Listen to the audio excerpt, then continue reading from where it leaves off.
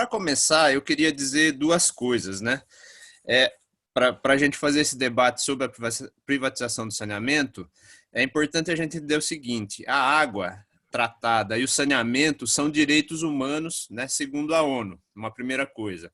E uma segunda coisa é que, né, a água ela é vida, né? Então ela não pode ser tratada como mercadoria, porque a gente sabe que no sistema capitalista o que é tratado como mercadoria, quem pode consome, quem não pode fica excluído. E como a água ela é um produto, né, que tem essa característica que se a gente não consumir, a gente vai literalmente morrer, né? E também é fundamental em todos os processos de produção, enfim, em todas as esferas da vida, a água ela não pode ser tratada como mercadoria.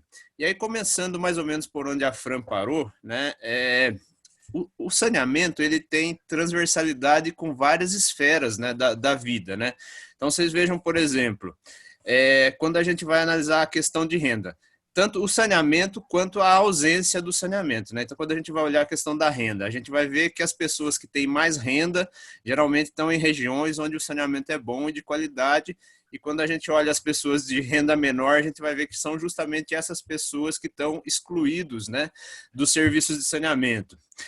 A questão também de raça, né? Então a gente vai ver que o povo preto, o povo da periferia, os indígenas são justamente o público que está excluído, né? Do serviço de saneamento, né? A questão de gênero, né? Como a Fran falou, né? Então a gente sabe que quando não tem saneamento, não tem água tratada, nós vivemos numa sociedade machista e a tarefa de buscar água é sempre, ou na maioria das vezes, é das mulheres, né? A tarefa de higienizar a casa, cozinhar, higienizar as crianças, tudo isso é mais difícil sem a água e acaba sendo uma tarefa das mulheres, o que afeta de maneira diferente as mulheres. E quando a gente olha para esse cenário e pensa na privatização do saneamento, qual que é o argumento para se privatizar o saneamento? O saneamento ele vai ser privatizado porque o Estado não tem condição de investir, não tendo condição de investir, a gente precisa dos recursos privados e vamos privatizar o saneamento. Quando uma empresa privada ela vai prestar um serviço, o que, que ela observa? Ela observa a capacidade de pagamento das pessoas, né, a capacidade de pagamento que a população tem para pagar por aquele serviço. E a gente está constatando aqui, a partir desses dados, que o local que necessita de investimento, onde precisa haver o investimento, onde não tem saneamento, é justamente as regiões e os locais onde a população não tem capacidade de pagamento, ou seja, né, nos municípios menores do interior do país, nas periferias das grandes cidades, nas favelas, né, esse lugar que a população ela não tem capacidade de pagamento dos serviços. Então, por esse primeiro indício aqui, a gente já entende que a privatização do saneamento, diferente do argumento que é usado, ela não vem para universalizar o saneamento.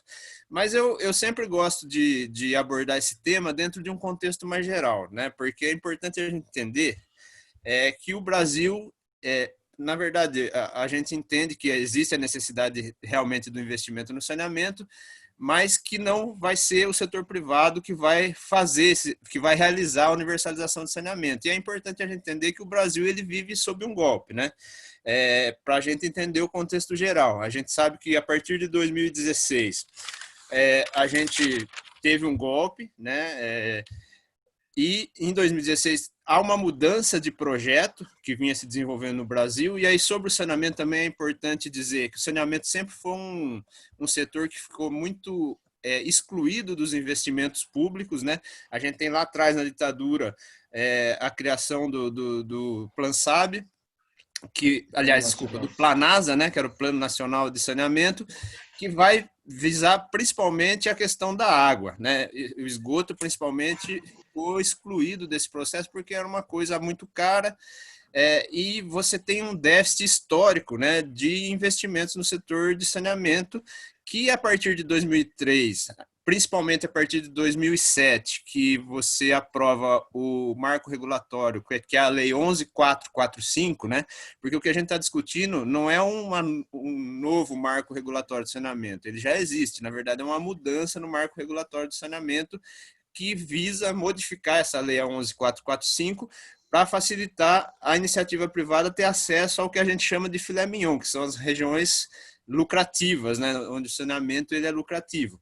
Mas a partir de 2007 a gente tem um avanço importante, né, com investimentos. Como você tem um déficit muito grande, você tem ainda muita coisa para ser feita, mas a partir de 2007 a gente tem um avanço importante no saneamento que vai acabar justamente com o golpe de 16, quando a gente tem essa mudança, né, no projeto que vinha sendo desenvolvido no país, apesar de ser um projeto que a gente tinha muitas críticas, com muita timidez, mas que visava aí, em certa medida, construir o estado de bem-estar social. E quando tem o golpe de 16, a gente começa a ter, né, o ataque aos direitos dos trabalhadores, a gente passa por uma série de reformas que vai retirar direitos dos trabalhadores, a gente tem a emenda constitucional 95, que vai tirar recursos, né, de investimentos, inclusive no saneamento, né, e a gente vê que o objetivo principal do golpe de 16 era justamente fazer com que a direita, né, voltasse ao poder, e esse golpe ele vai fracassar nesse sentido e vai criar as condições para que, né, o Bolsonaro seja eleito, e aí a partir disso a gente vai ter, né, um aprofundamento da aplicação da agenda ultraneoliberal. E dentro dessa agenda ultraneoliberal, da aplicação dessa agenda ultraneoliberal, vai estar a questão, eu digo não é nem de venda, né? É de transferência das riquezas do povo brasileiro para o capital, principalmente para o capital estrangeiro. Então a gente vai ver aí a venda, o sucateamento da Petrobras, da Eletrobras, a própria Embraer, né? Até um fato interessante, não sei se vocês viram, a semana passada o Alcolumbre ele faz uma denúncia no Ministério, no Supremo, sobre a Petrobras, dizendo que a criação das subsidiárias está sendo feita. Oi? Não, pode ir. Está sendo feito de forma deliberada, né? Então, o que estão fazendo? Estão fatiando a Petrobras, criando subsidiárias, porque aí as subsidiárias podem ser vendidas sem ter a necessidade de passar lá pelo Congresso, né? Então, quem está fazendo essa denúncia é o Alcolumbre, né? Nenhum cara de esquerda, nenhum comunista, nada disso, né? E dentro desse processo de transferência das riquezas do povo brasileiro para o capital, principalmente para o capital estrangeiro, entra a questão do saneamento, né? Então, o saneamento ele se torna mais uma commodity a ser vendida, né? A ser entregue, a ser transferida para o capital, mas dentro dessa lógica, né? É lógico que o argumento que é usado é o que precisa de investimento, que precisa universalizar, mas a gente sabe que a visão deles é uma visão de negócio, e a visão de negócio ela vai se materializar até nessa matéria, nessas notícias que a Fran já comentou um pouco aqui, que logo depois da aprovação do projeto de lei, a narrativa ela muda, né? Até então era uma narrativa, vamos ter investimento, vamos universalizar o serviço. No momento seguinte, né? As grandes corporações, os grandes fundos, que tem fundo chinês, americano, canadense, espanhol, eles dizem o seguinte: não, o PL não vai, a lei ela não vai resolver o problema do saneamento, não é esse o objetivo, e nós queremos fazer investimento nas regiões de grande aglomeração, nas regiões metropolitanas, onde já está o serviço já está mais ou menos resolvido, que a gente vai ter um retorno rápido. Esse é o nosso papel. Esquece essa história de universalização do saneamento. Mas a partir desse processo de golpe e tal, a gente vai ter as duas medidas provisórias, a gente vai começar uma grande luta, né, já percebendo, né, que os interesses são gigantescos sobre essa questão da água e do saneamento, e aí você tem por trás disso, né, a Coca-Cola, a Nestlé, a Ambev, né, o próprio Tasso Gereissati, como acho que a Fran já mencionou, ele, para quem não sabe, é o dono da maior engarrafadora de Coca-Cola do Brasil, talvez da América Latina, não tenho certeza, mas do Brasil com certeza, que fica no Ceará. Ele é dono de uma grande empresa, e ele tem esse projeto que é o 495, que é um projeto de lei 495 de 2017, que quer criar o mercado da água, né? Então, vocês não se espantem se daqui a alguns dias esse projeto de lei que já está sendo discutido lá há algum tempo, ele volte para ser aprovado aí. O que eles querem fazer? Eles querem tornar a água mercadoria, cria o mercado da água. A água, ela é um recurso mineral, né, um recurso do Estado, e você pode explorar ela a partir de outorgas, né? Então, cada empresa tem uma outorga para explorar a água. Vamos supor que a Coca-Cola tenha lá uma outorga de 50 mil metros cúbicos por mês. Se ela não usa isso tudo hoje, essa água acaba sobrando lá. Eles querem poder vender esse excesso, né? Esse é o projeto que cria o mercado da água. Então, se eles têm uma outorga maior do que a quantidade que eles usam, ele passa a ser um bem privado. Essa outorga dá a eles o direito de um bem privado e eles querem vender essa água. De qualquer maneira, o saneamento, né, se integra nessa mesma lógica, e aí a gente vai ter, né, a partir de 2018, esse início dessa luta, né? Vocês vão ver que vai ter aqui no Brasil, e não por acaso, né, o Fórum Mundial das Águas. A gente já percebendo isso, né, o movimento social, as entidades ligadas ao setor de saneamento, a gente faz simultaneamente lá em Brasília ao Fórum Mundial das Águas, a gente faz o FAMA, né, que foi o Fórum Alternativo Mundial das Águas.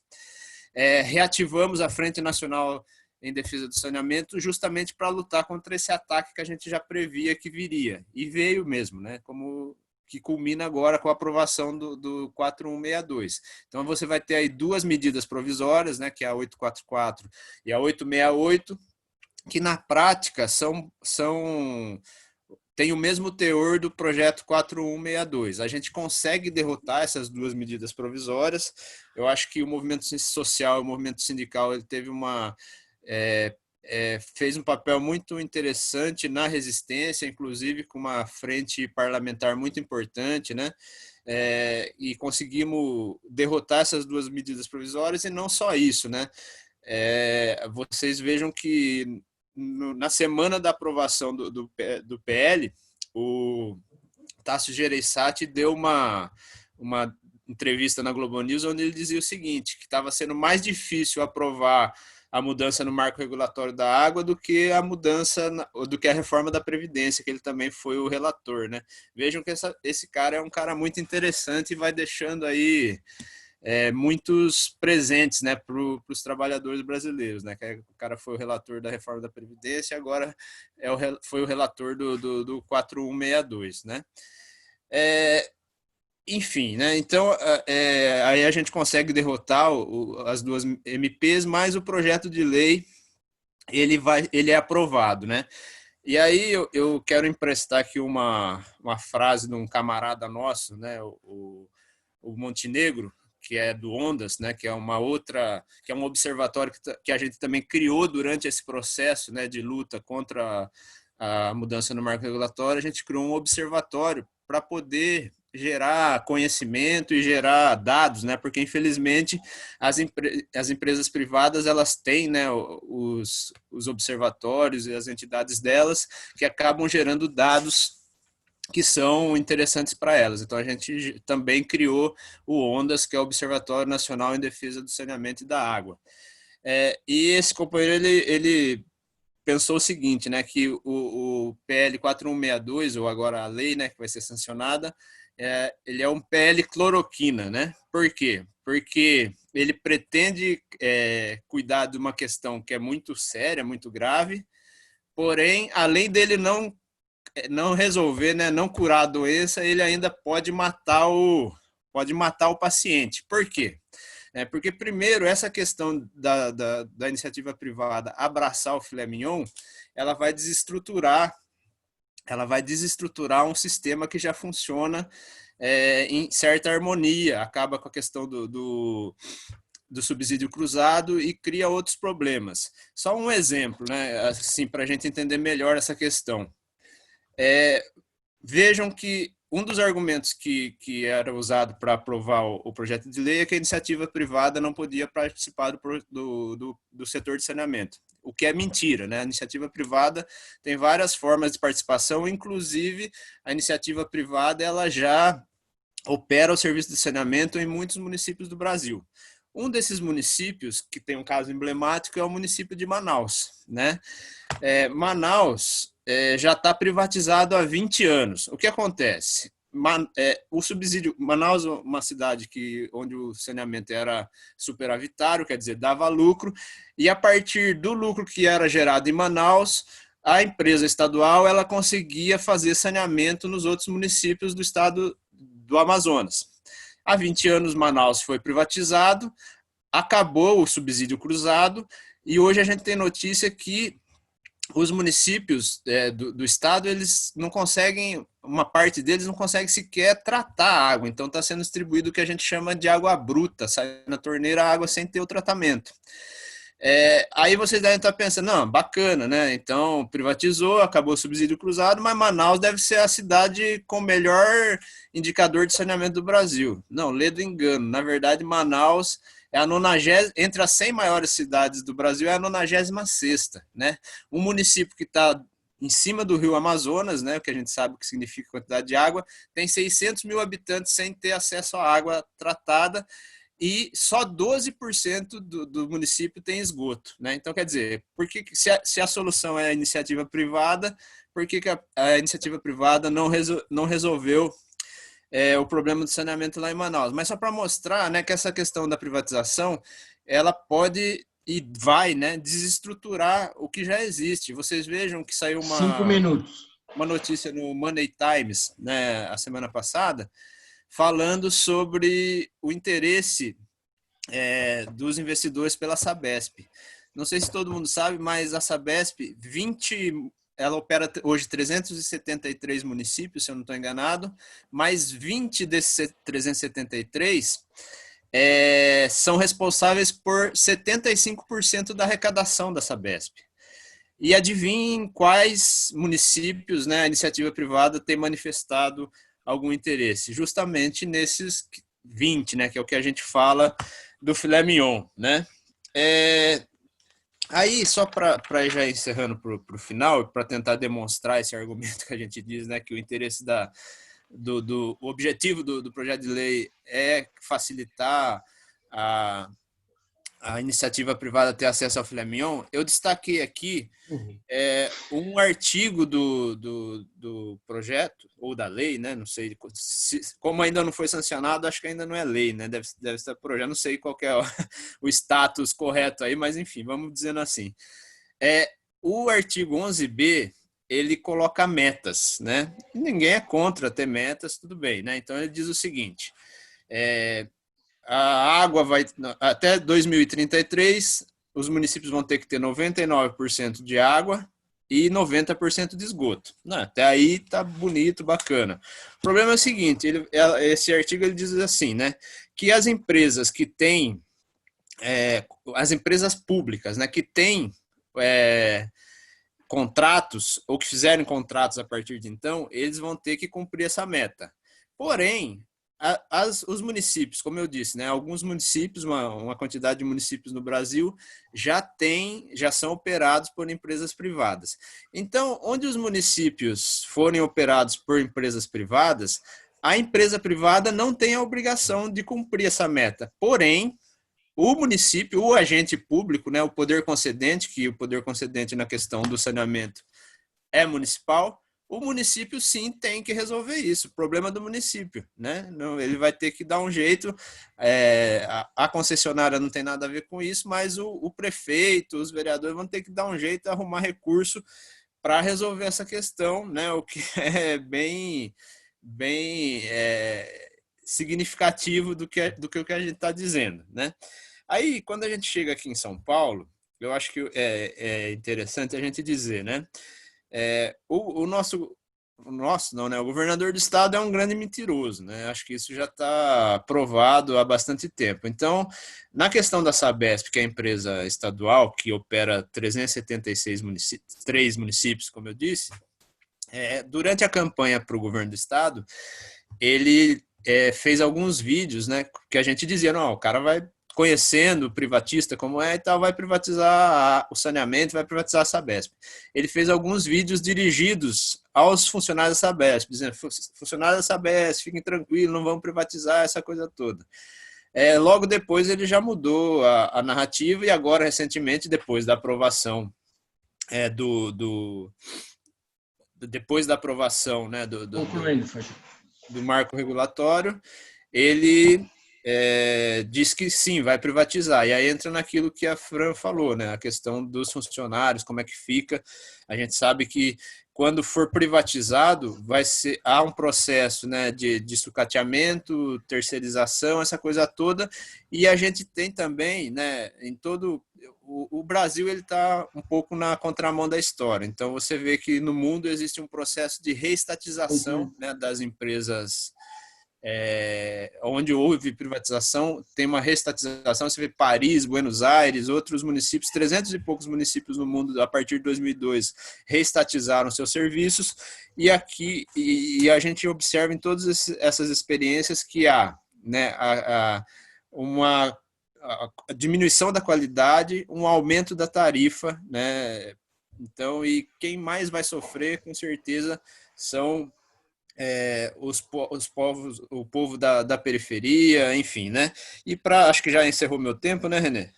Para concluir mesmo é o seguinte, né? Então acho que qual que é a solução para o problema, né? Então, primeiro a gente tem que derrotar, né, o governo Bolsonaro para que a gente possa revogar a emenda constitucional 95, porque só o investimento público, isso já está provado no mundo inteiro, vai conseguir universalizar o saneamento. Uma segunda coisa, essa luta ela não é uma luta só dos trabalhadores e né, do setor de saneamento. Essa é uma luta de todo o povo brasileiro por saneamento público e de qualidade, porque se a gente não tiver isso, o povo vai ficar sem água, vai ficar mais doente, vai ficar, enfim, né, porque o saneamento também tem uma interface direta com saúde. E por fim, né, eu acho que a gente tem essa luta agora, ela sai da esfera federal, porque o novo marco regulatório foi aprovado, e ela vem para a esfera local. Então, esse ano é um ano de eleições. Eu acho que cabe a todo o movimento social, a todo o movimento de trabalhadores, enfim, a toda a sociedade organizada, em seus municípios, fazer a discussão com os candidatos a prefeito e a vereador e apoiar candidatos que sejam realmente comprometidos com o saneamento público de qualidade. Agradeço aí a oportunidade de fazer esse debate com vocês e aguardo aqui para mais contribuições no próximo momento.